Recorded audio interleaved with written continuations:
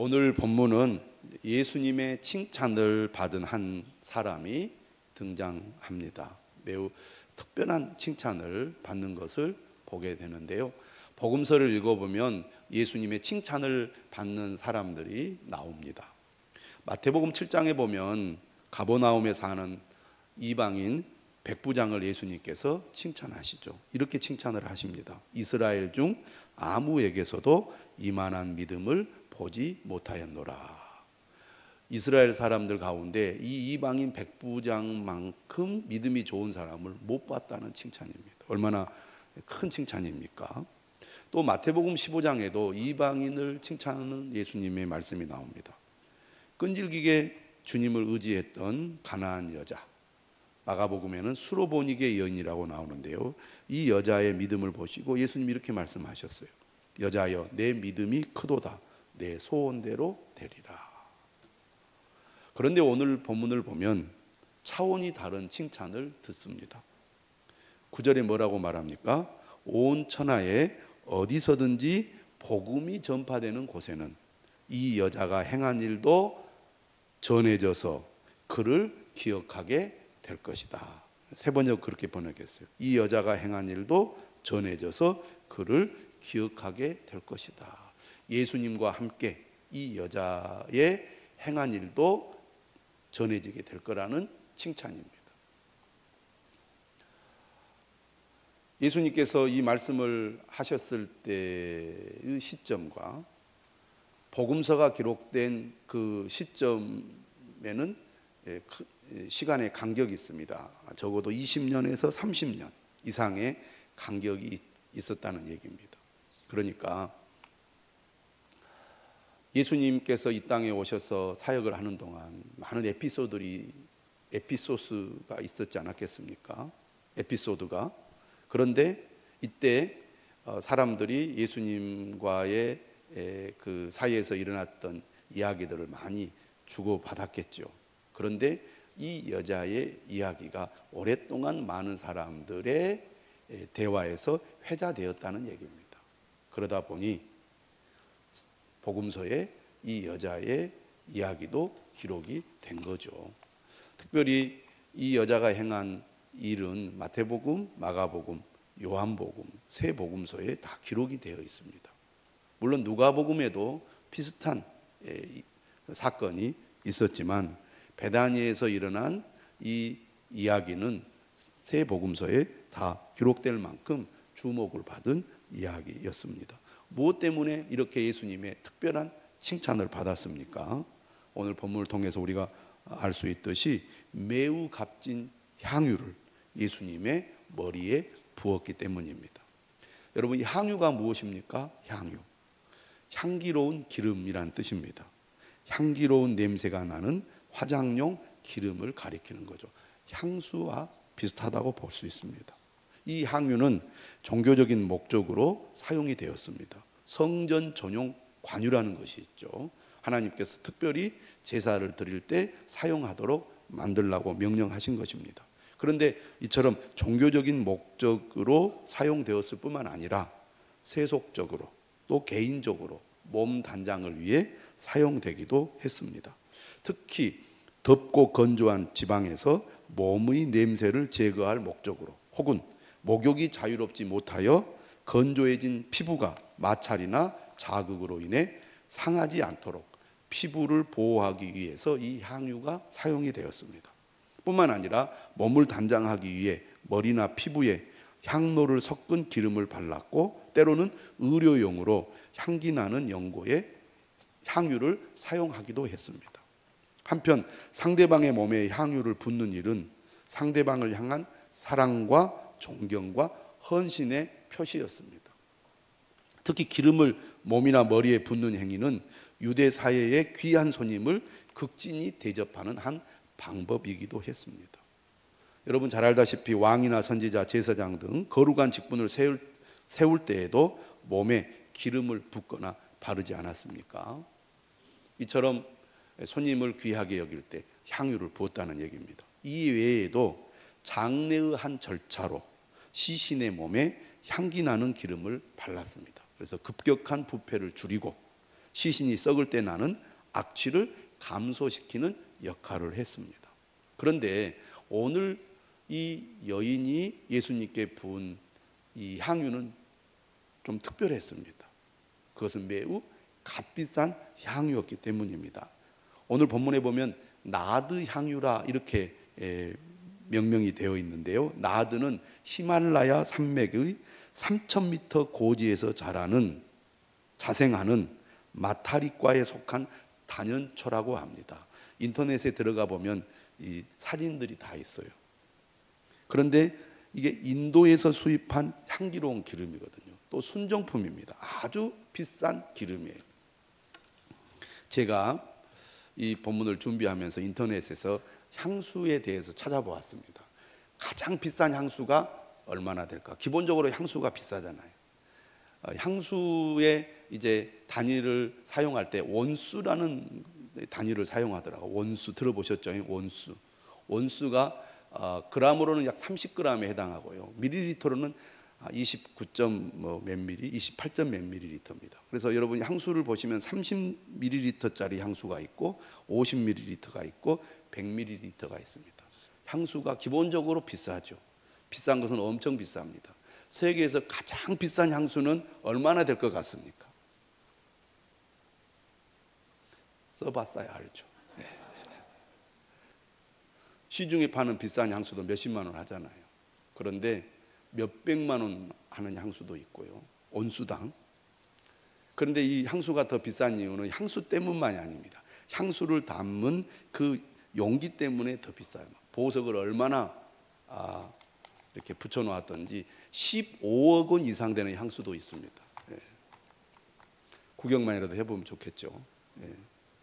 들어보지도 못한 그 브랜드더라고요. 우리가 잘 아는 유명한 브랜드에서 나오는 향수도 있는데요.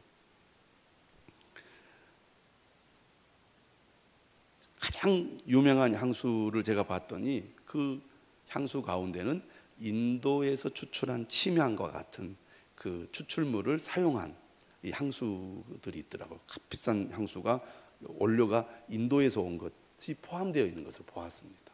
그러니까 전통적으로 인도 쪽에 그 향수 원료가 좋았던 것 같습니다.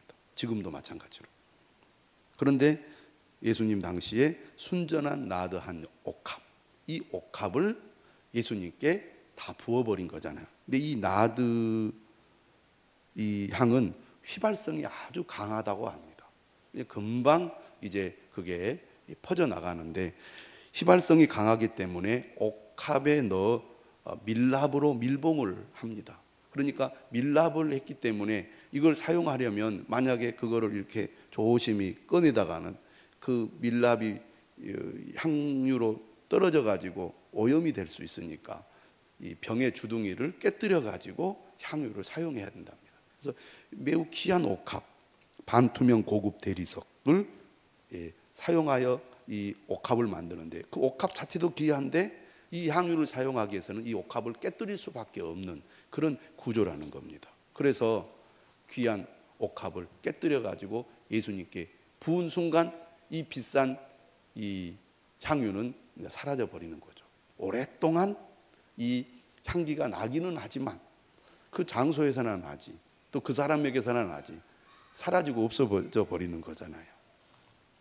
얼마나 향이 강한지 향을 깨뜨리면 방에 나드 향이 가득했다, 이런 기록들이 있는 것을 볼 수 있습니다. 얼마나 비싼가? 아까 제가 요즘 향수도 비싼 것은 수백만 원짜리도 있고 1,000만 원 이상 되는 것도 있고, 그리고 정말 특정한 그 향수는 억대, 심지어는 뭐 10억이 넘는 그런 향수도 있다고 말씀드렸는데 300데나리온 이상의 가치가 있다고 평가를 받는 향유를 이 무명의 여인이 예수님께 부은 거잖아요. 근데 아가서에도 보면 이 나드에 대한 이야기가 나옵니다. 그래서 비싸고 귀한 무역 상품으로 왕이나 부자 또는 귀족들만 쓸 수 있는 것이었는데 이 여인이 이걸 예수님께 부어 사용한 것입니다. 여러분 잘 알다시피 1데나리온은 당시 노동자의 하루 임금입니다. 만약에 10만 원으로 하루 임금을 계산한다면 3천만 원입니다. 300데나리온이니까. 그럼 조금 봐줘서 15만 원으로 올리면 4,500만 원이죠. 그러니까 상상을 초월할 이 금액의 향유를 예수님께 부은 것입니다. 여러분, 좋은 냄새를 맡으면 기분이 좋아지잖아요. 사람들은 악한 독한 냄새를 맡으면 기분이 나쁘고 좋은 향을 맡으면 기분이 좋아집니다. 그래서 사람들이 향수를 사용하겠지요. 그런데 이 향유가 방 안에 가득했을 때 사람들은 도리어 화를 냈습니다. 왜 화를 냈습니까? 뭐라고 화를 냅니까? 이렇게 얘기하죠. 어찌하여 이 향유를 허비하는가? 이 향유를 300데나리온 이상에 팔아 가난한 자들에게 줄 수 있었겠도다. 이렇게 말하면서 여자를 책망하고 화를 냈습니다. 허비한다는 것은 아주 좋은 것을 파괴했다는 의미입니다. 그들이 안타까워한 이유는 거의 1년치 되는 노동자 임금이 한순간에 날아가 버렸기 때문입니다. 다시는 주워 담을 수가 없잖아요. 가난한 자들에게 줄 수 있었겠도다라는 불평은 유월절 같은 명절 동안 특별히 더 구제가 필요했기 때문입니다. 예수님은 가난한 자에게 복음을 전하기 위해 오셨죠. 가난한 자들을 도왔습니다. 가난한 자들이 주로 병들고 가난한 자들이 주로 귀신 들려서 고통을 겪었기 때문에 늘 예수님 주변에는 가난한 자들이 가득했습니다. 늘 그들을 긍휼히 여기고 그들을 도우신 예수님이시죠. 부작 간혼 청년에게도 가난한 자들에게 내 재산을 다 팔아서 나눠주라고 할 정도로 가난한 자들에 대한 예수님의 마음은 특별했습니다. 그래서 아마 제자들은 이런 말을 했을 때 예수님도 제자들을 칭찬할 거라고 예상했을지 모릅니다. 그런데 예수님의 반응은 뜻밖이었어요. 가만히 두어라. 너희가 어찌하여 그를 괴롭게 하느냐. 그가 나에게 좋은 일을 했다. 가난한 자들은 항상 너희와 함께 있으니 아무 때라도 원하는 대로 도울 수 있지만 나는 너희와 항상 함께 있지 않는다. 그는 힘을 다해 내 몸에 향유를 부어 내 장례를 미리 준비했다 라고 하시면서 오히려 이 여인을 칭찬하고 있습니다. 예수님께서 그녀를 높이 평가한 이유가 어디 있겠습니까? 오늘 본문을 통해서 우리는 두 가지를 생각해 볼 수 있는데, 첫째는 그녀가 힘을 다하여 예수님을 섬겼기 때문입니다. 힘을 다하여. 오늘 본문에 그렇게 분명하게 말하고 있죠. 그는 힘을 다하여 내 몸에 향유를 부어. 그러니까 이 여인에게 이 향유는 전 재산과 같았을 것입니다. 그녀에게 그게 전부였다고 볼 수 있습니다. 여러분, 귀하고 아까운 것을 함부로 사용할 수 있습니까? 그런데 이 여인은 예수님을 위하여 힘을 다하여 예수님 머리에 향유를 부은 것입니다. 마가복음 12장 30절에 보면 서기관 중 한 사람이 예수님께 다가와서 이렇게 질문을 합니다. 모든 계명 중에 첫째가 무엇입니까? 모든 계명 중에 첫째가 무엇입니까? 예수님 뭐라고 대답을 하시죠? 내 마음을 다하고 목숨을 다하고 뜻을 다하고, 그 다음에 뭡니까? 그렇죠. 힘을 다하여 주 너의 하나님을 사랑하라. 내 삶 전체를, 내 전 인격을 다 바쳐 하나님을 사랑하라는 것이 하나님의 계명입니다. 믿는다는 것은 사랑한다는 것이고, 사랑한다는 것은 그저 시간이 날 때 관심을 가지는 게 아니라 내 삶 전체를 그분께 온전히 드리는 것이 진정한 사랑이라는 것입니다. 우리는 이렇게 하나님을 사랑하는 것이 불편하고 부담이 되고 오히려 손해라고 생각할지 모르지만, 하나님께서 우리에게 말씀을 주실 때는 우리를 위해서 주시는 말씀이고, 우리가 더 나은 삶을 살기를 원해서 주시는 말씀이고, 우리가 더 행복한 길임을 하나님은 알기 때문에 주시는 말씀이라고 믿습니다. 우리가 예수님을 믿을 때, 하나님을 믿을 때 힘을 다하여 믿어야 오히려 우리에게 복이 된다는 거죠. 그런데 이 여인은 힘을 다하여 향유를 예수님께 부었다는 것입니다. 그의 전부를 예수님께 드린 거죠. 마가복음 12장 41절 이하에 보면 가난한 과부의 헌금 이야기가 나옵니다. 예수님께서 이 가난한 과부가 드리는 헌금을 보고 이렇게 평가를 하죠. 부자들은 헌금을 많이 했습니다. 돈이 많으니까 헌금 액수가 많겠죠. 그런데 이 가난한 과부는 매우 가난해서 드릴 돈이 거의 없었습니다. 아주 작은 금액의 헌금을 바쳤어요. 그런데 예수님은 뭐라고 평가를 하시냐면 이렇게 말씀하십니다. 이 가난한 과부는 헌금함에 넣는 모든 사람보다 많이 넣었도다. 그들은 다 풍족한 중에서 넣었거니와 이 과부는 그 가난한 중에서 자기의 모든 소유 곧 생활비 전부를 넣었느니라. 그러니까 예수님은 가난한 과부의 무엇을 보고 칭찬을 했냐면 헌신을 보고 칭찬을 한 겁니다. 향유를 부은 여인의 칭찬도 바로 그 부분입니다. 예수님은 예수님을 향한 그 헌신을 높이 평가했다는 것입니다. 고린도후서 8장에도 보면 사도 바울이 마게도냐 교회를 칭찬하는 내용이 나옵니다. 이런 말씀이에요. 환난의 많은 시련 가운데서 그들의 넘치는 기쁨과 극심한 가난이, 이 마게도냐 교회 성도들은 많은 시련으로 환난을 겪었습니다. 그런데도 이상해요. 기쁨이 넘쳤어요. 그러면 살기가 좋았다는 얘기입니까? 너무나 극심한 가난 속에 있었습니다. 그런데 그들의 넘치는 기쁨과 극심한 가난이 그들의 풍성한 연보를 넘치도록 하게 하였느니라. 오히려 극심한 가난 속에서 많은 시련을 겪고 있었지만 풍성한 연보를 넘치도록 했습니다. 다시 말하면 그들이 헌신했다는 겁니다. 그래서 바울이 이렇게 평가를 해요. 그들이 힘대로 할 뿐 아니라 힘에 지나도록 자원하여. 우리가 잘 모르지만 아마 실제 헌금 액수는 고린도 교회보다 많지 않았을 것입니다. 이 고린도 교회 성도들의 헌금을 독려하기 위해서 이 말을 한 거거든요. 근데 고린도 지역은 부자였습니다. 고린도 교회 성도들도 부자였어요. 오히려 마게도냐 교회 성도들은 가난한 거예요. 근데 풍성한 연보를 넘치도록 했다는 것은 제가 볼 때는 상대적인 의미로 한 얘기일 겁니다. 없는 사람이 어떻게 많이 할 수 있겠습니까? 그런데 무엇을 더 중요하게 본 겁니까? 헌신을 중요하게 본 거죠.